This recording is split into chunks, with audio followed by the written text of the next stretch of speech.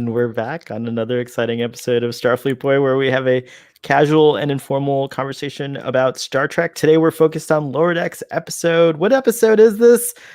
Oh, wait, there you are. Episode 5. 5. And 5 is also, there we go. That's Hello, right. everyone. Cupid's Errant Arrow, and I'm so pleased to have Trek Lad, the Trek Lad himself, from across the pond, as it were, across the nebula, perhaps. yeah. It's a privilege to honor and a privilege to be on this wonderful, fine show. Thank you very much for having me, Starfleet Boy. You have always been and will forever be my hero and good friend. So I'm really looking forward to talking all things Lower Decks, because just before coming on air, I think you and I were just having a little bit of a squee, like Lower Decks squee. Yeah, we definitely were. it's too good. It's too good. It doesn't deserve to be called Star Trek. It's too good. Wow. Set a course for discourse. Here we are. You see, I'm a fan. I watch your show. I love your show. Thank you. Michael, it's been a long time since we've been together. I was privileged to be like the 11th episode of networking on Nimbus 3, your podcast, which is brilliant. I love that you showcase Trekkies and take the time to like share our stories, and I got so much attention from that, and people were just like reaching out to me and saying, I had no idea about this about you, and so thank you again for doing that. No, it's my absolute honor, and the whole point of everything that I do on Nimbus 3 is to bring us all a little bit closer. And if it means that you have one conversation and make one new friend as a result of it, it's all a success, right? Yes, exactly. You are a community builder, and I appreciate it. Thank you for doing that. I've met so many cool people because of you and your efforts. So keep on going on. I will. Thank you so much for those kind words. Thank you. While we're waiting for, here he is, Trek on the Tube. Welcome. I might have to leave. Wife on the Tube is not home yet, so baby's watching Toy Story 2. You're so unprofessional. I'm being unprofessional as a co-host and as a father. Yes, we worry about baby. You can see her; she's in your line of sight, right? Somewhat. Oh, jeez. She's in the line of sight of Woody and Buzz. Toy Story 2. You can't really go wrong with Toy Story 2. She's not really. She's such a fan of all of the Toy Stories that she's kind of like, ooh, I like this. I'm gonna sit down. I'm gonna hold my Woody doll and the hat, and she puts it on, takes it off, and then she just watches Toy Story, and Well, I think it's kind of a shame that, and I'm sure we'll get into this, that Lower Decks isn't something that you can put on in front of your infant children. Prodigy is coming. Yeah. Prodigy is coming. By the way, right now we are technically a weird virtual version of Three Men and a Baby. And I dig that, because kids are awesome, and always have to choose my words carefully there. But yes, 3 Men and a Baby it is. That's Star Trek universal appeal. Hopefully one day we will have Trek on the Tube Junior join us for a panel, because we'll be doing this. I'm forever, still right? here. I'll be back in a minute. All right, that's fine. You just interrupted Michael. Thanks. Great. It's cool. He does that. He does that all the time. I know he does it on your streams, right? Oh yeah. All he does is he just pops in and says the most controversial shit, and everybody goes, and then he goes, bye. I can still hear you guys. We have Reese in the audience. Hello, Reese. We also have Chris, I'm the and we have Alexandra. Get rid of Tuvix. He was all wrong. And then I just leave. And then when we go off air, I go, yeah, I agree with you. Hi, Michael. Is it Michael? Or can we go by Mike? You can call me whatever you want, Tube on the Trek. You can call me whatever you want. Mickey the Mad Lad. No, don't. That sounds like you. That sounds like Mickey you're the Mad Lad. Yeah, that sounds so cool. What on earth is that? Mickey the Mad Lad is Mirror Universe Trek lad, and I hear that him and Mirror Universe Trek on the Tube get on quite well. Very nice. I love that. I love that. Mickey the Mad Lad from the Mirror Universe. That's great. Yeah, Officially, never- hi. Hello, everyone, and I'm sorry for interrupting a million times. Go ahead. You're quite all right. You're quite. Look, I'm sporting to make you jealous. I'm sporting my USS Cerritos general purpose garment here. I love it. I will eventually get my hands on those things that are no longer in production. I'll find a way. I'll find a way.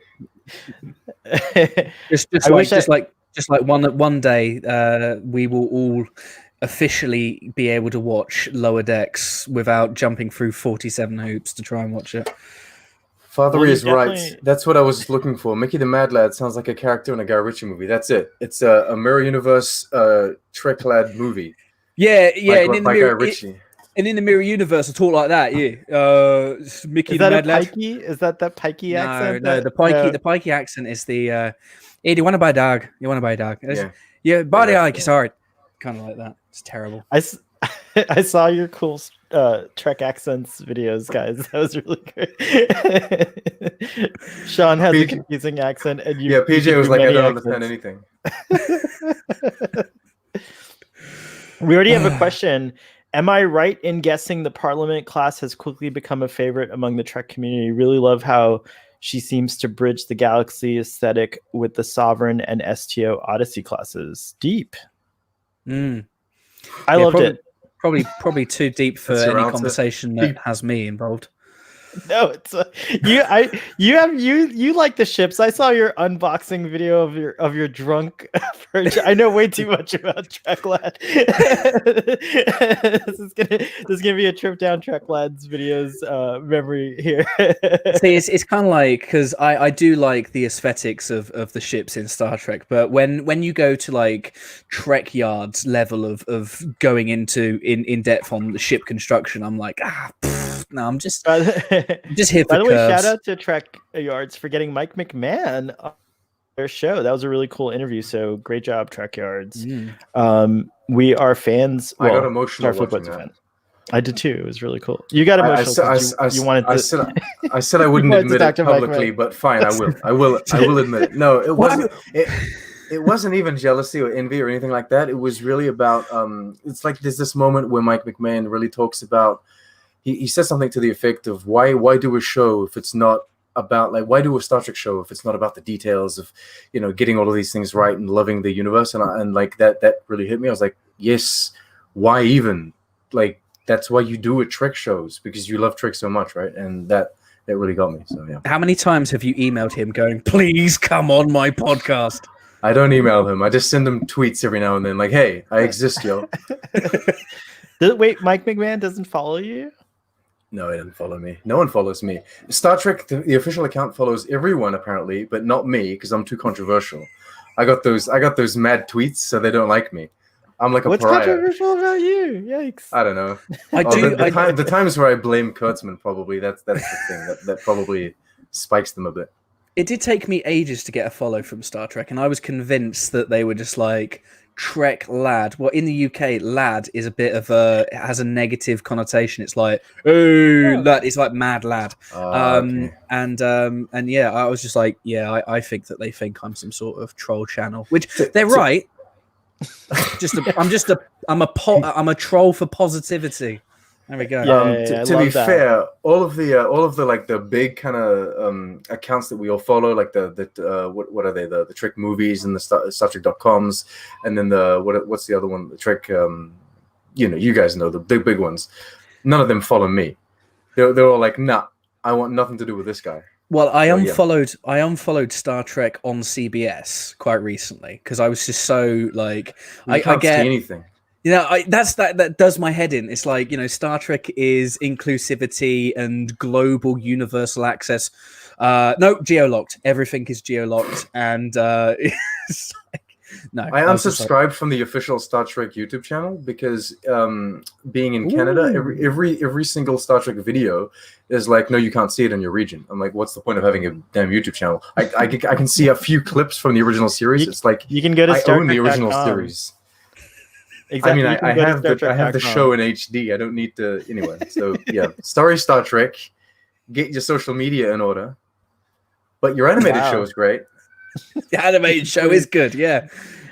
So speaking of controversial, it's just real according to Stress Free K, and we love you, Toddy, and it's true. We do love you. Yay! Aaron's here too. Welcome, welcome, welcome. Trek Core, Trek Movie, and Trek Today. So those are the Trek those Core, are Trek Movie. the big sites. I tell you and what, we I tell follow you all what. those too. They stay away from me. Trek Core, is just god level Star Trek repository. Like I want to give them money. I want to give them money. I think either Trek Core or Trek Movie has been around since like basically the start of the internet. Because when it was just a website, I was following them like way back before there was the like originals, YouTube or right? anything like that. Yeah, they're like big deal. So very nice, very nice. Hey, I think it's time to do the episode summary, and it's always haven't done it. it's always a tradition. No, it's always a tradition to invite the newest person to do it if they want to. It's just on the fly, as short as you can keep it. But if traditions. He just invents traditions. It's not true. But if you want to pass, then the duty goes to my number one here, Trek on the Two. So let me know. Okay, no, I'll do it. Yeah. Okay, so how to do it as basic as possible. So the USS Cerritos has teamed up with the Odyssey. The Vancouver. That's it. So the Cerritos has teamed up with the Vancouver to execute a controlled demolition of a moon. However, that is proving to be a little complicated because everybody on the planet that moon is connected to is moaning about various things.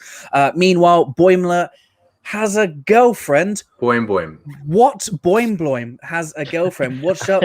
What's up, guys? Bradward, yes, he's got a hot piece of totty, and not this one. And and Mariner is convinced that there is something wrong with the universe. Is she right, or is she out of her mind? Very nice. Well done. That was our first try. Do I win? Do I stay? Am I allowed to? You stay? win. You stay. You would have known. He would have ejected you. That was garbage. There was no pre-credits teaser. Oh my! Like, what the heck was up with that? That was pretty cool. Like, I even sent a message to PJ. I was like, "Is this right?" I was like, "I'm worried." He's like, "It's fine. Okay, fine. I'll watch it." We discovered that there was a slight difference in the US version to the Canada version for like a couple of episodes ago. No, I'm just saying. So I thought maybe it was going to be something similar where you guys got a pre-credits teaser and we didn't. But anyways, yep. Well, I saw Boimler's huge penis. I don't know if it was sensitive to you. Me too. Oh, hey, that bar's not big enough to be a huge. So they made a point of making the bar, not big. Boy size small. He is a boy size small. I appreciate he knows boy size small. Moons can't plummet. That's just something the government made up to control. I love that line so much. It's so and the fact that he slammed his fist on the table as he was saying it. It's delivered by Eugene Cordero, which is the genius who voices Rutherford, by the way. It's the delivery on the line is just so impeccable. Why doesn't Mike McMahon follow you on Twitter? Like, all this stuff. Yeah, why doesn't he follow you? He's missing out. Government. Well, there's a good chance I'll have to ask Larry Nemchik. There's a good maybe he knows. Yeah, we'll all do a campaign for him to follow. He doesn't follow me either, but I do have some really nice followers. Kurtzman personally told him, no, stay away from him. Stay away from Trek on the Tube. It's because you ask too many direct questions. You got to learn how to be a little more diplomatic. It's because Mike McMahon must have listened to the conversation I did with Robert Hewitt Wolf, and he knows that if he comes on my channel, it'll be awkward. So he's like, no, I can't handle the awkwardness of this guy. He doesn't know how to do interviews. It's fine. It ain't the first episode to not have a teaser before the opening title. Discovery did that a bit. Discovery did it with one episode, but there was a classic episode that has done it as well. And I wanted to know if you guys know what it is. Wow. Really? A classic as in like an old school one or a respected episode? Classic episode. Just an old one. Yeah. So. Oh. I don't know. I couldn't tell you. Encounter at Farpoint, the pilot went straight into the credits. Oh, you're absolutely right. Oh, nice. And we got the same answer. Oops. Oh, well, there you go. Here we go. There you go. Me and Favery, we're actually the same person. Ding. We're the same person. Mike McMahon I'll put that on my video. Follow. Pretend it was me. Aaron, we should do a campaign Mike McMahon follow these people. We should do one of those things. Instead Make of it show. like a huge ass list. I don't People. I don't want Mike McMahon to follow me because I'd only show him up because I've got better jokes. Oh, there we go. Yikes. Oh, there we go. That's not what you were saying before our pre-credit sequence. Have you all noticed that? Tricklad, co-creator of the show Bitter Dicks, coming soon. Better decks. lower than low decks. Lowest decks. Invisible decks. Have you guys noticed that Boing Boing's shoes are smaller than even the female crew member? No, I have not noticed that, but I'll pay attention now for that. I love his shout out to Jack Quaid because he was in my opinion, the MVP of this episode. The voice acting for Boima was just like impeccable this time around. The way he emotes is so fantastic. I can hear Jack Quaid through it, but it's so great. And the way he just got hired to be on Scream. Yeah, he's going to be in the next Scream movie. I can't wait to see him in The Boys tomorrow. Oh gosh, that's tomorrow. I've not seen season 1 yet. You need to see that. You gotta check it out. It's pretty. I've cool. got too much Star Trek to watch. Yeah. A colleague at work told me, "Hey, look," and this was yesterday. He said, "Oh, The Boys is coming out." So I rush home. I'm like, "I'm seeing The Boys," and then I it's like it's not there. I'm like, "Wait a minute!" And it was Friday, so I told him that he was a jerk, and that he deserved punishment. Because you can't just tell me that a show's going to come out and then it doesn't come out like that. That's not right. Reese says he thinks this was a major episode for Beckett. Oh, Beckett and Barb. I just thought of that. And should massively calm the Mary Sue. The Mary Sue hate people never calm down, Reese. No. I hate to disappoint you, but they're going to be Mary Suing all the way till the end of time. Beckett is a Mary Sue. They're playing this up though. They're playing the Mary Sue up in this show on purpose. I would feel like it. It's like they're giving her this elaborate backstory. She's only lived for 30 years tops, but she's done all of these things and been all these places, experienced all of these. They're doing it on purpose. They have to be. I see how this episode could calm some of it down with some of the people that might be savable, but I think there have been instances over the previous 4 episodes where she had been, she's not perfect.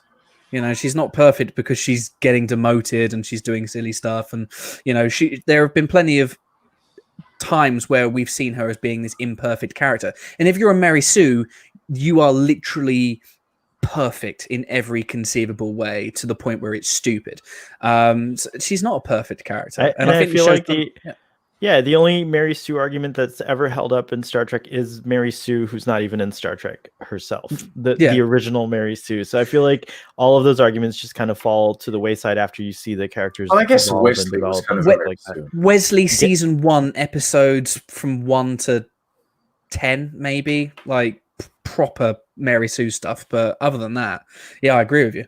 Yeah, Conti's here, continuing track. Well, she's a military brat, and as one myself, we do get around and see things most civilian raised kids don't. Indeed, it's true. We agreed also on PJ Boatwreck's podcast that there is a Mary Sue in Star Trek. It's the USS Discovery. The USS Discovery itself, the ship, is in fact a Mary Sue. The ship can do anything. Yeah, it can try. It has spore drive. It's like no. It's what do they call the? No, just these things. It's a joke. It's a joke. You could say that about any of the ships in Star Trek, though. I was watching Scientific Method the other day, the Voyager episode. You know, when Janeway flies the ship into the pulsar, and she's like, "Yeah, what are the odds of making this?" And Tuvok's like, 30 to 1. And she's like, "You exaggerating those odds? I am not." So 30 to 1 chance, and it gets through, and everyone's like. And it's just like, yeah, Mary Sue character. In Star Trek, the captain the captain of the ship helps the odds. Like if you have a Janeway as a captain, then it ups your odds. Like you're fine. You're gonna fly through it. It's gonna be absolutely fine. If you have Picard, then it's fine as well. Like if you have like a random off-screen admiral that like he's only been in 1 episode, you're probably gonna die. Yeah, if you got Captain Treklad, fucked. No chance. Absolutely no chance at all. Same with Captain. There'll be a Starfleet. black hole. Maybe the three of us Yeah. together. The three of us together can actually make it happen. I want to talk Maybe. about on Sean's little Twitter reaction. He talked about all the sciencey stuff, and so I want to talk about the controlled demolition of a moon. That was cool as heck. That was a Cool. really good I like concept. that. Yeah. That's what I talked about with PJ. Well, we did a conversation with PJ earlier, and I was talking about how I like it's a sci-fi concept. It's kind of new, but it also feels like something that they have to do on a regular basis. Like it's about to happen. Moons are going to decompose. Like orbits are going to break down or something. So this is something that they just have to do. It reminded me a lot of Praxis at first. I was like, oh, are we on Praxis? Looked very similar to Praxis with the chunk like hanging off of it.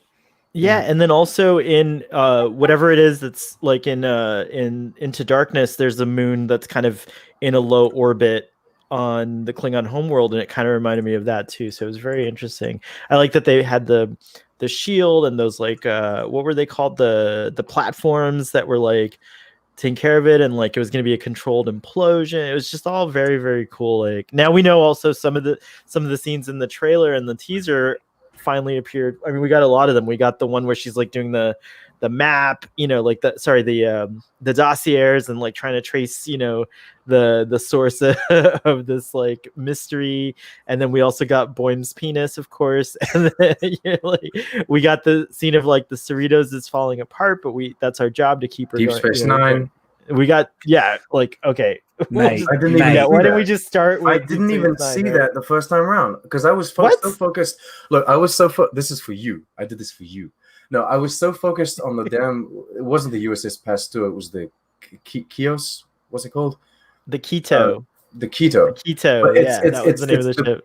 Is it the Pasteur class? Is that what they call them? They call it the Olympic class, which is what Mike. The Olympic class. All right. Anyway, I was so focused on that. I was like, oh, Starfleet Boy's going to love this. He's going to freak out. He's going to talk about that. And then I didn't even notice what the damn station was. I just assumed it was some sort of other station. And then Rick was like, it was Deep Space Nine. What? It was. Oh my gosh. And they had the old uniform. It was cool to see the animated uniforms from that era too, and like everything. That should probably shut people up. It's going to be 25% different. It's like, no, you got actual fucking Deep Space Nine in it. Well, it's animated. How much percent is that? Oh, there are 4 pylons. Yeah, that's just. I love to see it, and I think 4 pylons. I think it's good to. It's. I mean, we've gotten a lot of callbacks. We've gotten a lot of references so far. Earlier on in the show, I think we were getting too many. I think now the references are factoring into the storyline, and that flashback. Yeah, Trek on the Tubes videos are not 20 minutes long anymore. They're only like 10 minutes long. It's like it's true. Do you have your Terok Noir model handy, Michael, by any chance? Like I know you have it somewhere. Is it around? Oh, I do too. Oh, you have it too? I didn't realize. It didn't come with it. There it is. Yeah, so I think we need to. So I think in the animation there was an extra pylon up here for the 25%. So wait, hold on. With you with that one, and with me with this one. Mine is no. All right, I don't know what that just was. That was. I love it. I love it though. I love it. Any opportunity to hold that model though is a thing of beauty. Oh no, I got my original series open. God damn it. What just happened? Do we have a I was gonna go and look at what it looked like in the animation, but I've got my original series open. It just shows I'm reviewing Mud's Woman at the moment. So. Oh nice. That's it just looked like our kind of like a tight shot. You saw a couple of pylons and it's like a typical shot you would see in Deep Space Nine. Whoa, we got a lot going on in the comments. So I'll go to the comments real quick.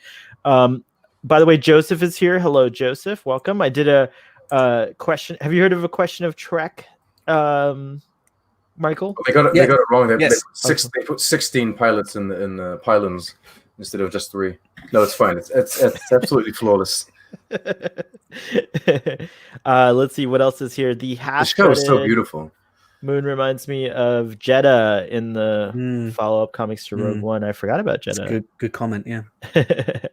I don't know what the nice one SFB was for, but thank you, Stress Free K. And then I love those Pasteur type ships because it shows a really compassionate part of the Federation rescue. Yep, hospital ships are cool. Very nice.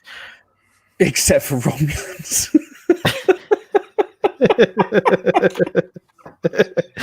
Wait, did I miss something? Did I miss that? Well, Oh yeah, except for Romulans. I didn't read that part. Sorry. Screw those guys. We're going to send those really ugly That's- square ships, and Mars is going to get blown up, and then we're just going to go, nah, don't worry about it. I really hope we find out in season 2 more about that whole. They've that moved whole on from that. debacle I'm of, sorry, like, they don't care. The writers no. all moved away from that. They're like, yeah. No. We'll talk about did you some other guys? Were you crap. guys as surprised as I was that the Cerritos is old? No. No. Oh really? That's what they announced it. That was part of the original thing. They said it's an old ship. They said it's like it's a I ship. didn't. They said it's a ship that like the show takes place after Nemesis, but the ship's been around long before like the Sovereign class from what is it for Nemesis like. First So contact wait, show. she might predate the Enterprise D too, because Mm. maybe the nacelles look older. I guess if you Well, really think about it, they have like a rounder. the holodeck is an Enterprise D style, so I think it's around that era. Well, you can But upgrade it was those. also that could probably, be that could be refit. My guess would be 2360s, so maybe just around if because the Galaxy class was state of the art, wasn't it? It was considered state of the art. I guess Yeah. what you could do is the deflector dish is the thing that kind of ties it all together. I know you've got some like Aztecing and the ship has like the same kind of rim, but yeah, I'd say probably early to mid 2360s.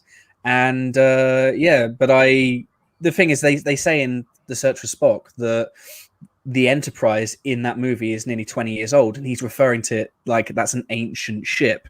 So if you put that together, 2360s, what are we, 2380s now, lower decks? So 20 years, it fits. That it's an old ship and should probably be put out to pasture. They do have ships in the Federation in Starfleet that last like hundreds of years though. So some of them just keep on using them.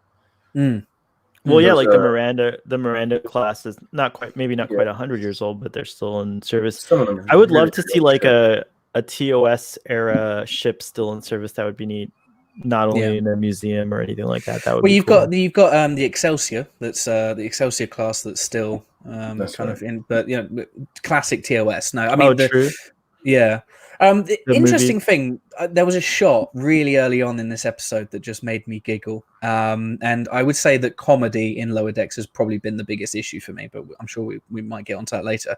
But the shot of the Vancouver coming just over the Cerritos to overtake it was like the perfect summation of Lower Decks and the Cerritos as being the ship that no one cares about. So this beautiful Vancouver just comes in and just slowly inches over in that final shot. The Cerritos is nowhere to be seen. So I wonder how many episodes of TNG start with that same establishing shot, and I wonder if there was a Cerritos ship in the background.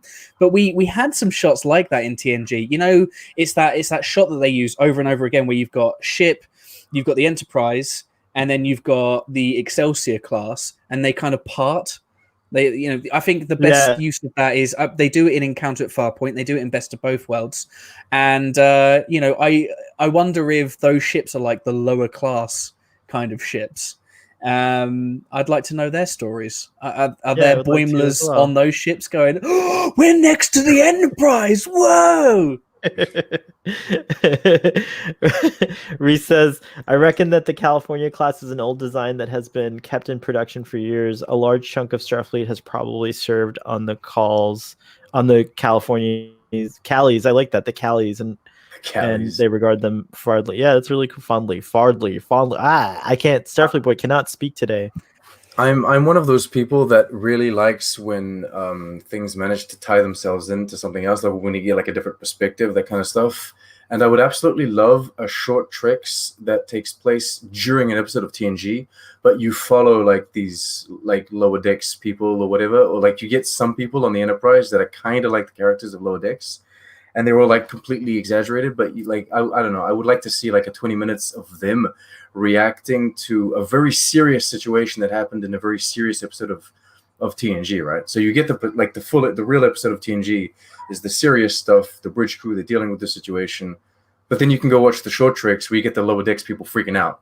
Like, oh my God, this is happening. We're getting hit by Klingons or whatever. I think that would be fun.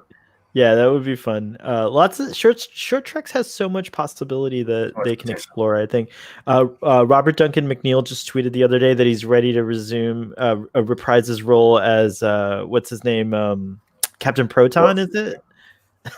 Sorry, I haven't gotten there yet. I haven't never actually seen the Captain Proton You've never seen episode Captain because I'm not Proton? there yet in Voyager. So Dear that's God. like, yeah. Wait, Michael's looking at me like, what? Like, did you You're guys not missing. the actor You're not who plays? missing much. It's fine. It's He's Sean's never favorite. gonna come back. It's Sean's favorite show. Jillian Jacobs plays Barb, and I noticed that she was on a bunch of stuff. She's been on Twilight Zone. Here, let me just. I think I still have her pulled up here on IMDb. She was on Rick and Morty. She was on what was that show? Weird City. Did you guys see that one with LeVar Burton? It's very cool. Community. So she was great. I really like that character. It's hard to come on a show and like really like be endearing, and I thought that Barb was like the perfect like, you know, girlfriend for Boimler. She's like very like, you know, loving and caring, but also very like headstrong and career driven, and I just kind of like really like that character. What do you guys think of Barb? I thought she was great. I'm a bit disappointed they broke up. That's my main thing. But Well, it was the parasite. It was the parasite, and also it's a dig at the episodic nature, isn't it? Everything, you know, you start in this position, and by the end of it, you have to be back in the same position you were. It's like that cycle that Dan Harmon likes. Great point. Yeah. Has to be the But same at the end. I feel like they could have cheated on that a bit in the sense that they stay together, but she's still on like it's still a long distance relationship, I guess. I just don't want them to start doing something with Mariner. I don't want Mariner and Boimler to get together. No, I don't think they will. Why? I think it's going to be Ransom and Mariner. I think that's already a thing. If Ransom is not gay, then he needs to be with Mariner. Lover. I don't think we necessarily have to have any relationships, really. I mean, when we first got going, I really thought that Tendi and Rutherford were going to hit it off, but they're getting on really nicely as friends, and I quite like the fact that not everything has to be romantic. You know, it's completely platonic. I don't think the Boimler's a loser, so he deserves to have anybody leave him. But he's a lovable loser. He's our loser, Bradwood. But I don't think Mariner and Boimler will get together. I don't think Mariner and Ransom will get together. I think it would just be the couple that I want is going to be Ransom and Shax. That's got Buddy Cop spin-off written all over it. Ransom and Shax. Bear Pack. Whenever we mention Shax, we got to get talking about the Bear Pack. Be careful, Hobbs. Be careful, Hobbs and Shaw. Ransom and Shax is coming. And they're gay. And they're gay. I love it. It's power, it's speed, and it's gay. This is the movie. Ransom and Boimler are going to end up fighting over Mariner. That's a prediction. We've got Boimler and Mariner seemed inevitable to me from the day one. There's like a thing there. I mean, like I definitely suspected that, but I didn't want that. So I hope it doesn't. I don't feel the sexual tension. No, I just don't think it's going to happen. I think that what you're going to have, and I've said this in my live streams, that I think what you're going to have is I think that cyclical nature of the episodes is going to be a season thing. So we're having some kind of season arcs. We're having the whole Mariner and what's the name of the captain? Freeman, Captain Freeman.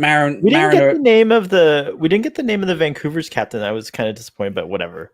Yeah, it's like she's not smart ass, smug captain, snobby captain. Yeah, but I think what we're going to do is we're going to get to the end of this season. There's going to be some sort of resolution, and maybe Boimler and Mariner are going to find commonality, and they're going to be like, I understand you a little bit more. And then there's going to be something in the final second that basically resets the whole relationship. And in season 2, they're still messing around, and they're both still ensigns, and you know, that's the makings of a good sitcom. Nobody moves, but you still have fun in the situations you're in. Yeah, well, when I started watching Seinfeld, this is really old references here, but when I started watching Seinfeld, there's like Seinfeld and there's Elise. Is that what she's called? I think it is. they have a moment in those like first 6 episodes where they get back together, and I was like, oh, I hope they're really not going to fall into this trope of, because they were exes before the show began and they start getting together, but they dropped that immediately. And for like the however many seasons it runs for, like the 8 next seasons, like they never address that ever again, and they leave it. And sometimes they'll crack a joke about, oh, we had sex once or whatever. And I think that's like the greatest thing. It's like, keep your characters as friends. Though I don't mind having one relationship in the character dynamic. Like if they do put Tendi and Rutherford together, that's cool with me. Leave them together. Don't do the thing where they break up and they get back together. Don't make it complicated. Just have them together as a couple that work fine. Kind of like the Lily Marshall thing that they had in How I Met. I think there's only I think that like, I mean, I'm with Michael in the sense that I really could care less if anyone has a romantic relationship on the show. Like it would be fine if they all just stayed friends. But yeah, I think that like if they did give one, the payoff would be great for Tendi and Rutherford, because they've been having like a lot of like interesting like missed opportunities and stuff like that. I will say also that like just from this episode, it was interesting to me that like Boimler, who was mad about Barb, like Barb and Mariner were a lot alike in many ways. They had a lot of things in common, and they were both like very fiercely like kind of protective of Boims. And so I thought that was interesting, but I still don't think that like, yeah, that was a great scene, like when they're fighting. He's a little child that you want to protect. He is a little man child. Just want to just wrap him up and put the shields around him. It's okay, Boims. Don't worry.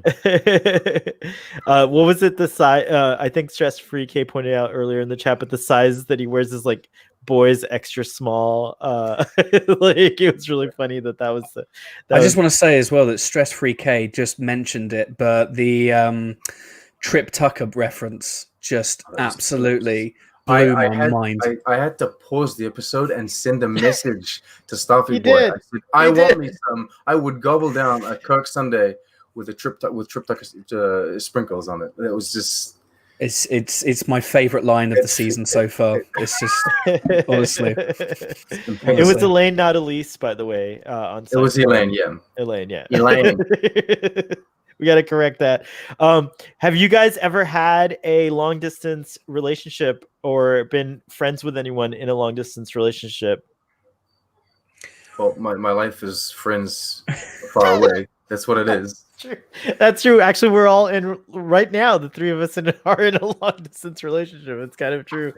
Good point. How about you, audience? Let us know, and we'll probably not as long distance as Boim and God, what was the name of the girl? Betty? Barb.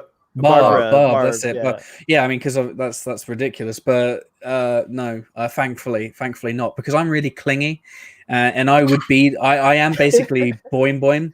I am, my wife just, she just turns around and I'm just like, I am basically Bradwood. I am. I mean, all I need to do is like queef my hair up a little bit more. And you could pull off if you shaved, you could pull off a cosplay. If you did your hair purple, you could do it. You could pull it off. Yeah, I am basically Boimler. I'm just, just a bit fatter maybe.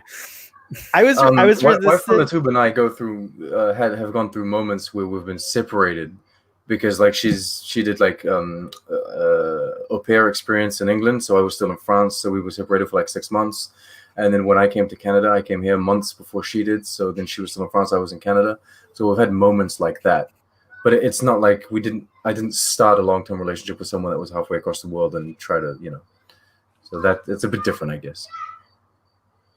I was in a long-term relationship that lasted all of 3 months. It was kind of like this. We met up in person and then it didn't work out. So c'est la vie. Well, it's all right. But I feel like I relate the most to Tendi, but I feel like I really love Shax. I kind of want to be Shax in my old age. Shax is my favorite. He's just like really great. Yeah, I would probably somewhere in the middle of Boimler and Rutherford for me, I think. We have another computer generated question. What do you imagine your favorite ships smell like? So I guess the Enterprise D smells like clean carpet. Yeah, or really fine polished leather. varnish. Corinthian the leather. wooden. You know how they varnish wood in it. Yeah, That's what it smells like. That's what the Enterprise D smells like. I'm assuming the E probably smells like dead crewmen, because just everyone just dies on that ship. What the original No one I series know what Voyager smells like. I imagine the original series Enterprise has a slight smell of popcorn. I don't know why. What about the Reliant? What would the Reliant BO? Because when augments don't smell. They don't. I don't know. Are we talking pre or post takeover? I would say let's do pre, because post takeover. We know what that's like. It's like I reckon post takeover probably has a bit of a sandy smell to it, probably a little bit of raging testosterone. This smells like food. You know that once you've cooked a meal and then your entire house bloody smells like the meal that you've cooked. Deep Space Nine smells like the fucking meal all the time. I always imagine that Deep Space Nine would smell like cinnamon for some reason. Oh, really? Don't know. Cinnamon. That's an interesting thing. Yeah. Errant says the Enterprise D smells like hotel carpet and a distant smell of chlorine. That's the cetacean. That's cetacean ops just leaking. Hey, no chlorine for the cetaceans. Come on, what is that? It's saltwater. What does Leola root smell like? Do we reckon? Because I reckon Voyager smells like that. And I'm guessing the engineering on the old school Enties smelt suspiciously of whiskey and haggis. Thanks to Scotty. It's true. I'm sure Tuvok discreetly rerouted the air ducts from Tuvok's cuisine to like just outside the ship, so that none of the smells from the. Whoa! Hang on a second. Did you just dead name Neelix? Did you just call Neelix Tuvix? Yeah, I did. Dude. Totty, come on, man, come on. I think that what you're referring to about the Voyager, I think this might be the answer. Does it smell like ginger, maybe? No, ginger's nice. Ginger smells nice. Leola root. Every time people come near Leola root in Voyager, they go, I don't. Oh, okay, gotcha. Yeah, so I'm assuming it probably smells like a mixture of old fish and mud. Oh, maybe. That's what Neelix's ship smells like.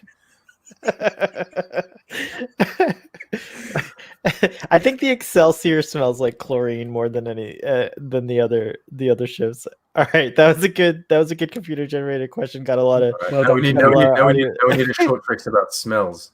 There we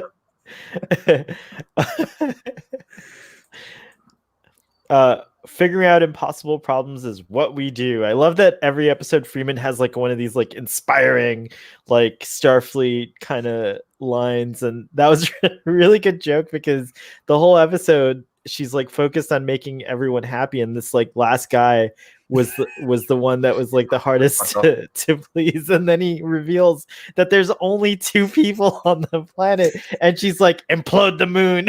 I was just like cracking up. I was like, great. What's the line? It's you maniacs. We just redid the floors. Very nice social commentary there. That I'm was getting called out by Fowlery now. He's insulting me. He's like, "Have you even seen Voyager?" No, that's me. Oh wait, that's me. I haven't seen Voyager, so but Toddy, yeah, you have, right? Did you grow up on it? My memory doesn't work. It's fine. It's okay. What's Neelok? There was another half to Tuvix. Ooh. Ooh. I'd hate to see it, and I'd murder it as well. So, that's maybe what I said earlier. That's maybe how I missed it. Maybe I just pronounced every name at once. Let's talk about more about Tendi and Rutherford. And what was the name of the ship's? What was he? The engineer on the Vancouver? It was something I forget what his name was right now. I didn't take notes for this. Yeah, crazy guy. Ron, isn't it Ron? Ron something. You're right. It's like Ron. Yeah, he just didn't want to be. He didn't want to be in the middle of action every single week, did he? Which he just wanted a quiet life on the Cerritos, bless him. It's Ron Docent. Ron Docent.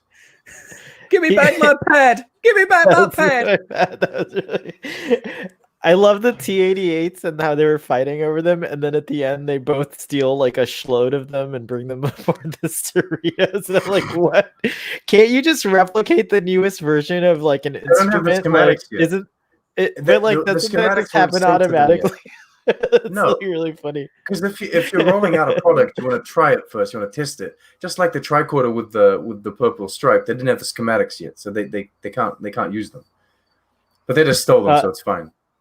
Stress Free Cray is right. The chat always knows we got Ron docents before we figured it out on our own. Or you guys looked in the chat, right? Like that's probably how we got that. Oh no, I'm just on. I literally live on memory alpha. That's exactly I'm also just trying to work something out really, really quickly because there was one thing in this episode, and I want to do a real quick nerd rant if you'll have me, Starfleet. Yeah, you go for it. Because there is one thing in this episode that just makes me want to rant, and because we're Star Trek fans, right? We got to rant about stuff. In the flashback, on Deep Space Nine, or not at Deep Space Nine, they're talking about Data and his brother working with the Borg. Now that's obviously the events from the Descent. Now the in-universe date for that is Stardate. Oh fuck the Stardate. The in-universe year is 2369. They're in the First Contact Deep Space Nine era jumpsuits. Now they weren't actually seen for the first time outside of a movie until 2373. So there is a bit of a, and they're not in the First Contact ones. They're in the DS9 ones. No, they're not. No, they're not. They're sure? in because it's the purple. It's the purple jumpsuit. And I was literally like, shake my fist, continuity. But then I realized I was watching a cartoon and I was fine.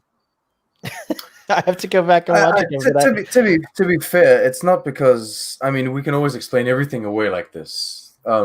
It's cheap, but maybe some other ships already had that uniform early on, and we didn't see it. Well, that's something it just does seem like been experimenting with them. It just seems like they're not up to date. Like they haven't updated their Facebooks in a while. So like all of their news feeds that they're getting are really old. It's like, have you heard about Data and Law? But it's like that was like 3 years ago, dude. Come on, just wake up. So I did that's how I headcanoned it for me, because in the final episode of Deep Space Nine, when they're signing the peace treaty, there's actually a captain stood in the background and he's wearing a TNG uniform. And it's just like, why would you wear that? You did not get the memo for like 5 years. So I feel like it's I feel like there's this thing that we don't know about where like you can wear whatever uniform you want to you could just replicate a new uniform anytime though. That's the thing, right? You could just if it's like now we have to wear this uniform, everyone replicates it, moving on. But maybe this guy, like when he was walking over, he tripped, he fell on some sort of like on gah. And so it was like all dirty. So he just had to throw up the first uniform that he found. It's like, I got this, I'll put this on. So I always had this theory, the jumpsuits that you saw in Deep Space Nine were like Starbase and Space Station regulation uniform, because they just seemed a little more kind of, I don't know, like they just seemed a bit more workmanlike. Whereas if you're on the Enterprise, you'd want diplomatic attire and things like that, smarter uniform. So that's kind of what I had in mind. But then they kind of did away with that. So yeah, it's a bit confusing, and especially in Generations when they're just wearing whatever. It's like, I'm going to go and get changed now, and the next scene you see them in something completely different, or uniforms that just don't fit them very well at all. They did mention the Dyson Sphere in this episode, and we have a question from Joseph. What's that? Dyson Sphere, right? You think Starfleet would advertise on TV Data has an evil brother? It probably leaked leaked years ago. Yeah, it doesn't seem like spreading though. It's like 1,000 people on the Enterprise D. Everyone's aware of this. There are 1,000 people. I don't know. It just doesn't seem like something that would get out on subspace that easily. I'm sure in the future, if you were on the Enterprise, you probably got to sign a few NDAs. Oh, maybe, yeah. Yeah. Let's go. Your bloody combat Mott- blocks you out. Bloody Mott has a list of everything that's going on in the ship, and he just leaves with his list of things, and he starts selling information to everyone. And let's be real for 2 seconds. The events of the descent, you had half the crew, which never made any sense to me. You got 500 people running around what they're trying to tell us is an alien planet that we all know is California, and you know, Very alien. very alien. 500 people running around. Now, how many of them actually see Data's brother? None of them. Like that one guy that sees them, and then you can see that he's lurking around in the cliffhanger, and then the first thing that happens in season 7 is that guy gets killed. Like, it's just, let's assume not paying him for 2 episodes. At least half of these people aren't like we see in TNG. At least half of them are like we see in Lower Decks. So plenty of them are just chilling under a tree. They eating an alien apple. You know what I mean? They're like, we don't need to search for this dude. There's 500 other people searching him. You know, it's like, there's a lake. Let's go for a swim. Psst, did you hear that Data's got an evil brother and he's working with a boy? No way! This apple's cool. The funniest thing about that scene was like this perfect guy dating her friend. Also, by the way, someone pointed out, did you see her hairdo, which I loved, by the way. Oh, yeah. Mariner's hairdo was like awesome. But then his face opens and there's this like monster that comes out and it just eats the woman. It's like, but was he triggered by the naming of his species? Because that's what she says. Like, right, like it'd be fun. I think funny if his cover was blown or something. He was like, I'm blown. By the way, I call full bullshit on that story. I think she invented the whole thing. All right. I literally think she just said that to kind of scare Boimler into like not dating her or something. I don't think they would have done. No, I don't think they would have done a flashback if it wasn't a real event. Like, no, because in this very episode, they did those imagination moments where Rutherford and Tindy imagine themselves being venerated by like everyone in engineering or everyone in oh, you're right. That's right. And oh, so good. They are doing cutaways that make no sense. And so I call bullshit. Mariner just made that shit up. She just invented it. And that's why there's an inconsistency with the dates, because she crammed a story in there. That makes sense. And also the uniforms. Like she imagined the uniforms different. So that makes sense. There you go. Nice explanation. Good job. Why would he just open his face randomly? Like he wasn't blown. I love the way it opens too. He just kind of like disgusting and terrifying at the same time. It was really cool. Did anyone notice the towel ensign in command track? We see him picking out a red uniform during the briefing. No, and there's an android named Jenna. We saw that part. I love the implication of cultural mixing. Oh, so Towel Guy was in the episode. I didn't see him. Did you guys see that? No, but I did like the Jennifer reference. Just how she's run down the corridor, she's like, you know, because I always like that in action movies when you've got people getting bowled over, and you know, she knows exactly what she's doing. Jennifer, it got a giggle. That cracked me up. I that was the second thing that I sent to Starfleet Boy, because you see this. I'm like, every time there's an Andorian on screen, and we get a lot of them now, but every time I see one, I'm like, oh, an Andorian, so cool. And then she gets pushed. I'm like, oh no, poor Jennifer. I'm like, oh, I guess she was called Jennifer. So.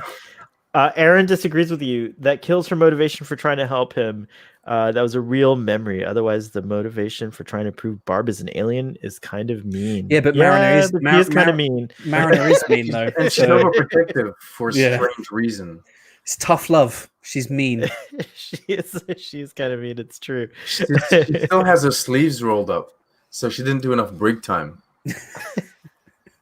Someone on Memory Alpha has renamed her on Memory Alpha as Mocky Spock. I don't really get the reference, but because of her mocking APs.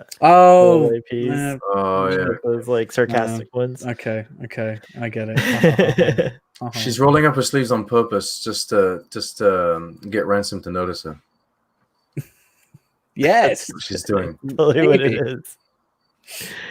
Very cool. Anything else in your notes, guys, from this episode? Well, how do you guys feel about the fact that Boimler has had this bloody thing on his body for the past month? I feel betrayed now. I feel like I haven't met the real Boimler until today, right? You know what I mean? I like it because he had a bug.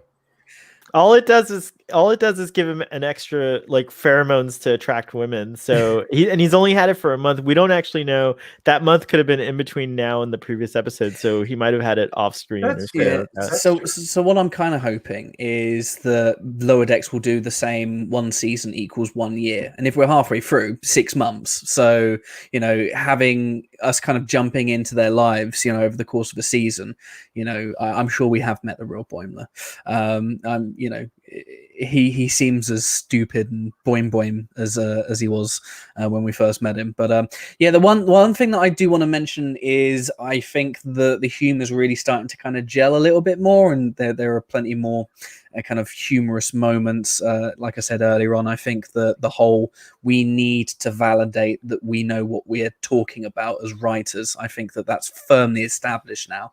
And I will say this, and one of my big criticisms of Lower Decks so far has been that it struggles to balance its humor, because it has been marketed and sold as an adult comedy. It's an adult swim style comedy. And I found the adult humor to be very, very tame up to this point. Here, I think that changed. I mean, we had blood in that flashback sequence, that very gory alien sounds. We had the sex sound, which because I'm immature as anything, was hilarious. And I was like, that's the most adult humor that we've had so far. And I'm like, okay, maybe like the references as the confidence increases and improves, because it is going to take them a while to find their groove. And I think that bodes well, because the 5 episodes we had so far have been really, really good. So I think that we can expect, as the confidence increases, to get more adult humor, to get more of that kind of stuff that I was expecting before this whole thing started. So I'm pretty happy so far. Very nice. That's kind of what. Go ahead. Sorry. That connects well with what Mike McMahon was saying in one of the thousands of interviews that we've been watching. He was talking about how his confidence, the team's confidence as writers grew throughout the season, and so he was mentioning that the latter half of the season is way better, and even the 3 last episodes are like they're his favorite, and he really loves those ones. It's because they've found their characters and they know what's going on. They write these episodes in order, from what I understand. So, or at least you need to write the pilot first, and you need to have those establishing episodes first. So there's a certain order that you need to respect. So that connects with what you're saying. It says Lower Decks is Stress-Free Case says Lower Decks is definitely aimed at a young teen audience, hence the easy resolution to the mission. I disagree with that, because the easy resolution to the mission is the sitcom formula. Right. It was marketed as I think that's the problem with marketing, right? High school age kids will enjoy this the same, I think, pretty much the same as like any adult will. So like from that perspective, it could be marketed towards teens, but like older teens for sure. Like I would kill to be in high school with Lower Decks on right now. Like it's it would be such a fun thing. Lower Decks, Solar Opposites. Yeah. It would be such a fun thing to talk about at the. What do you talk about it at the water cooler? No, there's not a water cooler. The water fountain at school or whatever. It's like in the same. I think from a perspective of marketing this show, it does sometimes run the risk of not being edgy enough for the teenagers that want the edgy material, because when we were that age, we were like, well, we want more racier, adulty stuff, so we were all kind of gravitating towards like stuff like South Park, or at least I was anyway. For me, it started out with I remember when The Simpsons began, and it was mind blowing how edgy it was. I mean, you're totally right. South Park was like South Park just went and broke new ceilings, if you will, of edgy comedy aimed at teens. It was true. But I feel like what we've got at the moment is we've got something that is probably not titillating enough for that demographic, but it's probably still too adulty for the people who are. I mean, it's all just moot, really, because we're just a bunch of middle-aged dudes that are watching this, and it doesn't really matter. And we'll watch it. We'll watch it anyway. It doesn't really matter. It doesn't matter. We'll watch it. We're the target audience, really. I think I'm officially on the upper side of middle age, and Sean's not at middle age yet. And I don't know how old you are, but you're. You look so young, Trek Lad. What is maximum age? What's that? What is maximum age? What is the? Like 90? 90? Middle age. I don't know. It's maximum age 90, so I'm not middle aged yet. No, not yet. My colleagues You're a at work, bairn, as they say. my colleagues at work that watch this show are people that don't watch Star Trek, but they do watch Rick and Morty, and they do watch like Disenchantment, other adult comedies. How are they getting on with this then? Because I think a lot of the humor in Lower Decks is that, but do they though? Because a lot of the humor in this is mainly built around your ability to understand Star Trek. I find it's very deconstructive in the way it takes the universe, because we're laughing at the stuff that we've always speculated as being in jokes for years and years, like holodeck, for example, being dirty. No, because the same way, like you could go into, I think it's like the first episode of season 3 of Rick and Morty and be like, I like this episode because I know what Mad Max is.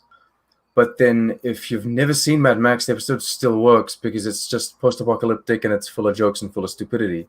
And so I think it works the same way. Then I will never have the perspective. I will never have the other perspective because I know too much about Star Trek that I'll never know how it is to not know Star Trek and watch Lower Decks, which is disappointing. I wish I could erase my memory for just a while. Write down my experiences watching the show and then come back. I guess, yeah, genre tropes is going to be something that will bring in the wider audience. Yeah, they like it. All I can say is there are people that I've tried to motivate to watch Discovery and Picard, and they're like, nope. And then I try to make them watch like older Star Trek, and they're like, no, it's too old. But a lot of them went and gravitated towards Lower Decks without even me annoying them with it, because I'd given up on like new Star Trek, and a lot of them are just like, hey, my brother's watching this new show, it's Star Trek, and are you watching it? And I'm like, yeah, I review them, and they really like it. So yeah, nice. We have a concerned audience member, and I just want to assure you that you always hear Baby on the Tube in the background, and I'm pretty confident that Mother on the Tube is home. Oh yeah, and yeah, so yeah, because Track on the Tube was way too relaxed for him to be babysitting. So this is I'm pretty confident. Thank you for checking. Wife on the Tube is cooking something, and now Baby on the Tube is all like, I need me some of that. Oh, nice, very nice. But we're not cooked yet. So yeah, that's what happens. Indeed. Trek Lad, you have not been on a question of Trek, but maybe you will be. Is that an invitation? Continuum Trek? I don't think he can afford me. Oh my! No, Continuum. We will do it. Continuum is awesome, and was on one of my recent live streams for Lower Decks. And yes, Continuum. I will honestly. Next time you do one, or the time after that, maybe we will do a question of Trek for sure. I hear nothing but good things about it. I have lost every single match so far. Ian, who Trek Cat has won every single one, and Sean won the pilot. The pilot was where you never see that character again. That was Sean. He was on there. I'm the doctor that dies in the first episode. Starfleet Boy would happily buy Trek Lad a pint, 5 pints. We have a drinking game that at some point we're going to be doing with your best mate, right? No, we're not. Oh yes, we are going to do it. So we'll have to go there. What was it? Did I show this? Trekkers tend to be emotionally stunted around 12 years old. Not true. Yeah, for me, yes. About 6. I peaked at 4 when I got into Star Trek, and then from 6 it was all downhill. Definitely. What? Wife on the Tube is in the chat. That's so cool. See, the whole family on the Tube is doing well. Thank you. That was awesome. I love that we have the whole on the Tube family here. That was very nice, guys. We're coming up to the end of our time because dinner is almost served and Trek on the Tube has to go, and it's also late in the UK. So let's give our closing thoughts and ratings. I'm gonna let you go first. Oh, well, I'll go first with my rating because it's tradition. Because no one believes me. But this one. So I think everyone believes it. Yeah. It's a 10.5. I gave the first one a 10, so I have to give like small increments of like better because they've all gotten better for me. They all count as 10s, it's true. But I give it a 10.5 to keep up with it. This is my new favorite. I really love this one. Don't need to give the episode a 10. He's the only one that gives everything a 10. He's an exaggeration. Not everything. This is not true. If you go back and watch our Star Trek Discovery discussions and some of our Star Trek, I think I gave an 8 to an episode, didn't I? Of Star Trek Picard. Did I ever go below 10? I would have been offended if you gave all of Discovery 10s.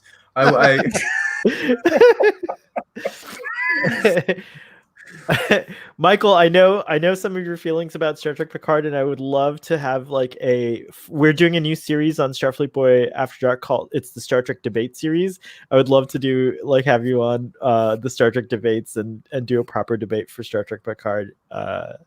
I am a bit extreme about it, but though. Yeah, I was extreme about it. I've definitely mellowed because I've been able to see some more positive aspects of it, and you can just tell I'm not a fan of it because I don't talk about it. So it's very divisive. It's a very divisive show, which is intriguing. Yeah, I never thought Picard would have been a divisive character.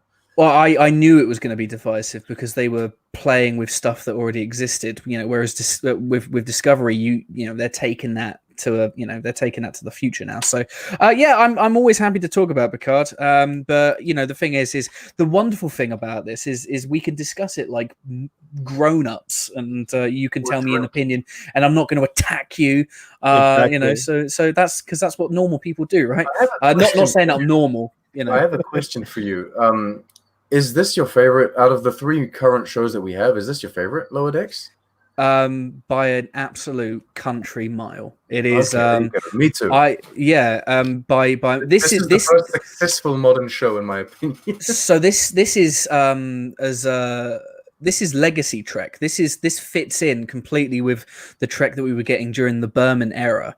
I don't necessarily think that's the best thing because I do like the thing is we have to accept that we're moving on with different flavors of Star Trek. Production techniques have improved over the years. We just have to get on with it. We have to move on. I'm excited for Discovery season 3. I am, because I do think that what they've done is going to positively impact that show. Now they've got a whole playground that they can play in without annoying anybody. I'm sure people will still get annoyed because that's what happens. You can't please everyone, right? Like, no, that's an axiom. You really can't. That is true. You can. If you do a good movie, it does. If you do a good show and a good movie, it pleases everyone. I would say that. I'll say that Picard season 2. I think Picard Lower Decks is close, though. I will say to being a crowd pleaser all across the board. But anyway, sorry. Go on. Michael. No, I'll say that Picard season 2 has a lot of potential. I mean, the thing is we all have to. It's one of those things that Star Trek is never going to have a perfect first season. Although I think Lower Decks is getting close. I just think Picard as long as they can. I don't know. I don't want to talk about Picard anymore. Yeah, let's fine. I will agree with you. We'll get back to it on Lower Decks. Lower Decks might not be the perfect first season, but it's shaping up to be probably the best first season that Star Trek has delivered so far. Ever. It's not like Star Trek. We all love it. It's not too strong on the first seasons, right? I'm going to say this right now, right? Even if the wheels fall off in the latter, in the final 5 episodes, I still think it's the best first season of any Star Trek we've ever had. Boom. And the first season of TOS has some absolute barnstorming classics in it.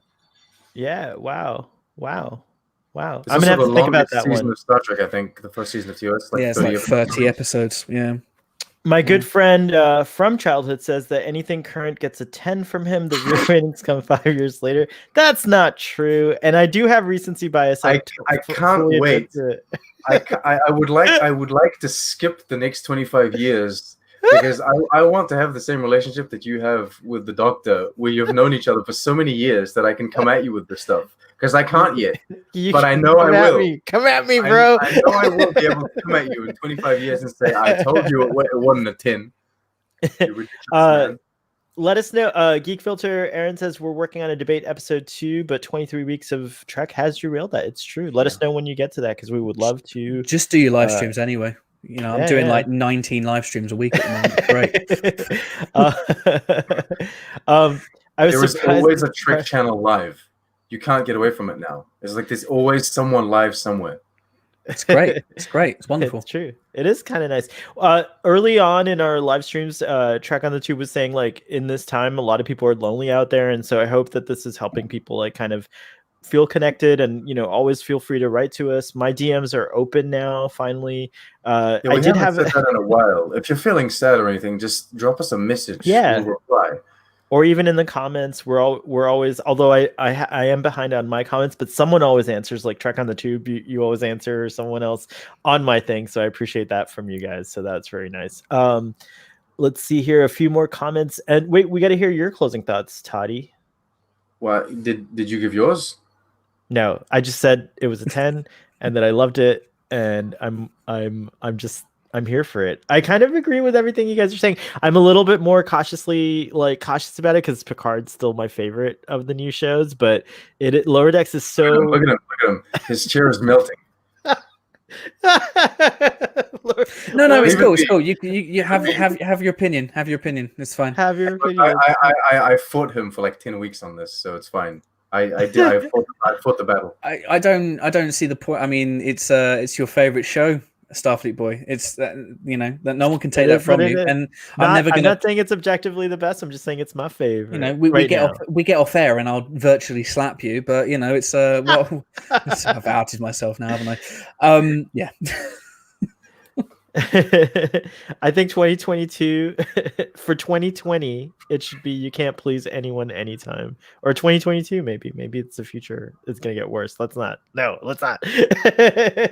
gonna get if I were to throw in some closing thoughts on this episode, I think, and I often say this now, it's come to a point where every episode that comes out I'm like, it's the best.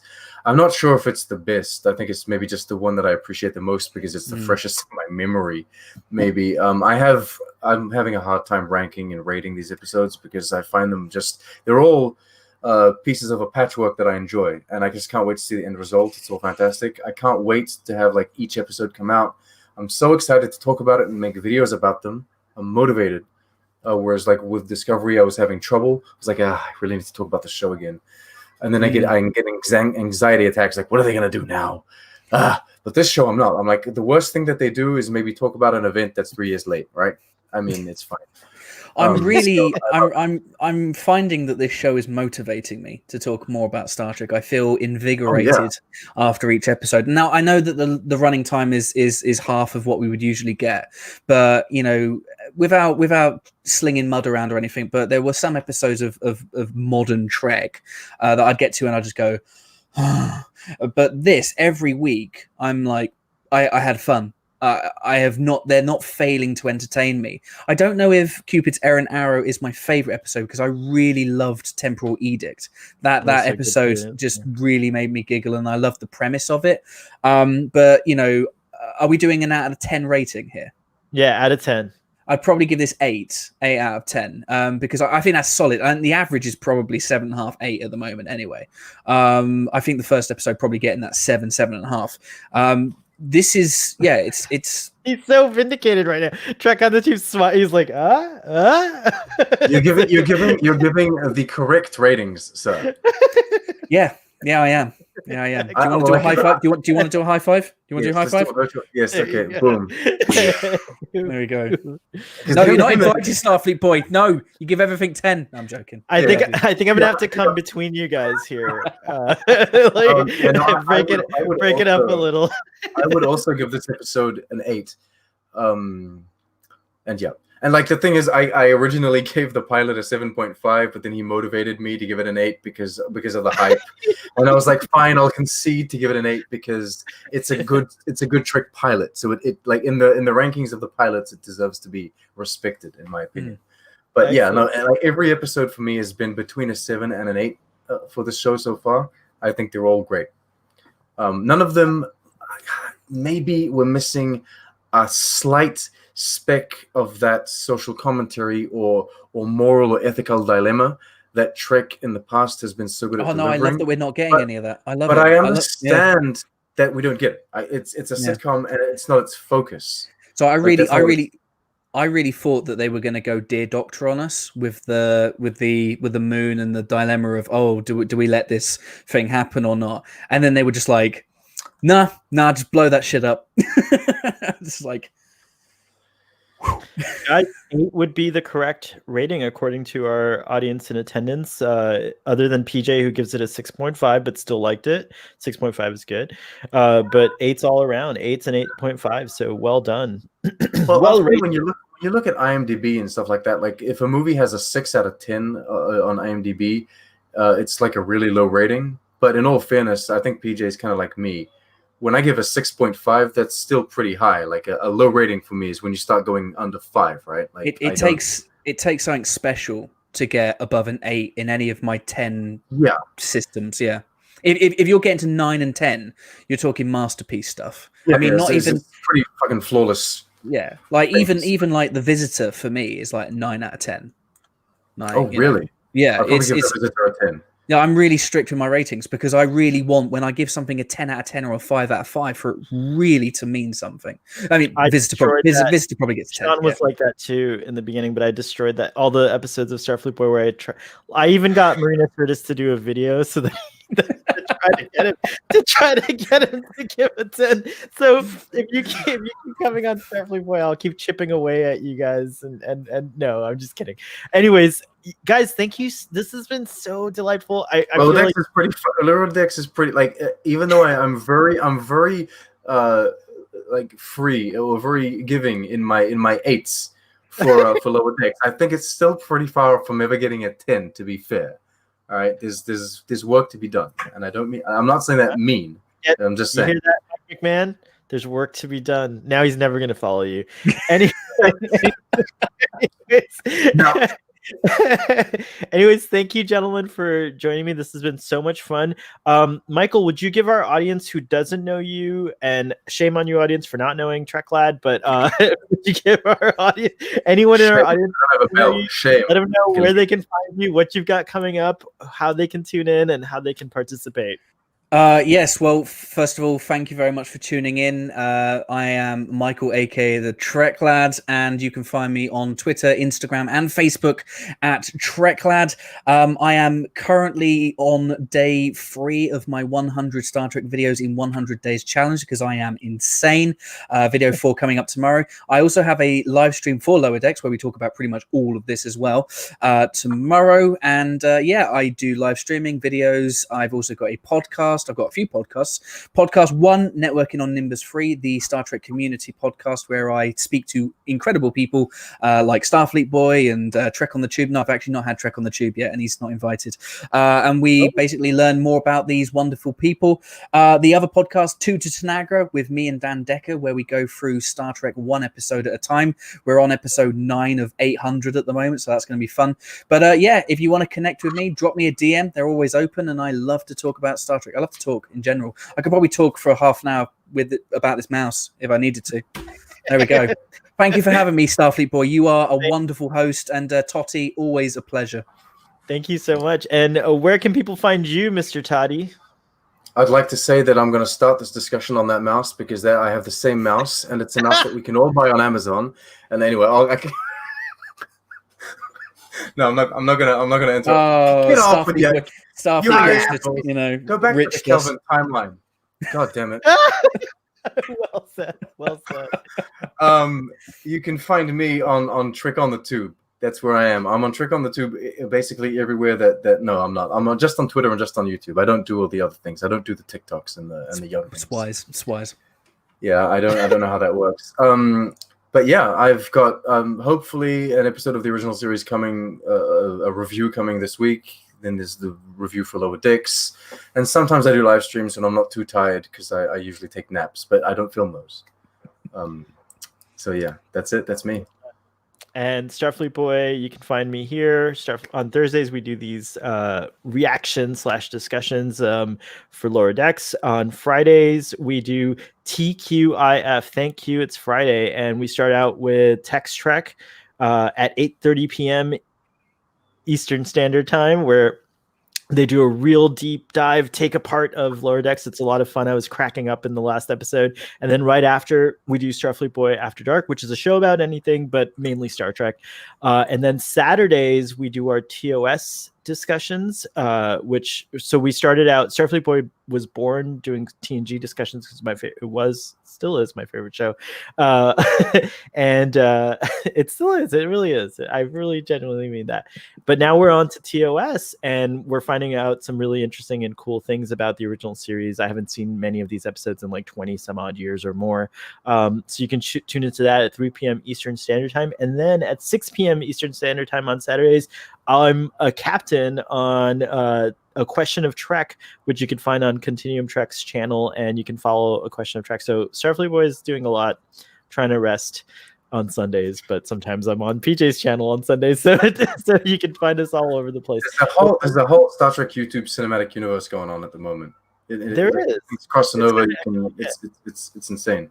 I love it. It's the best time to be a Star Trek fan, and what an interesting time. We have subspace television or whatever you want to call this, and it's totally amazing. So thank you again, gentlemen. Live long and prosper.